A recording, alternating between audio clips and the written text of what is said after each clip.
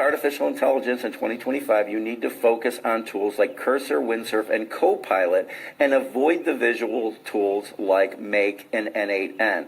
Now, I know this is not a popular opinion, but this is the correct opinion for several reasons. And the biggest one is that you cannot vibe code using visual tools, which means you are locked into the tool and you are locked into the capabilities of the tool.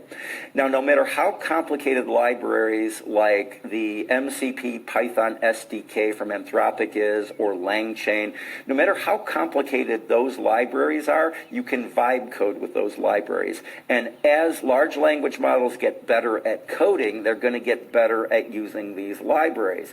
But if you're stuck with a visual tool, you're going to be stuck with whatever the capabilities of those tools are. So if the tool doesn't keep up, you're not going to keep up. So it's much better for your career to focus on these tools like Cursor, Windsurf, and Copilot. So keep that in mind when you're choosing your direction when you're getting into artificial intelligence in 2025.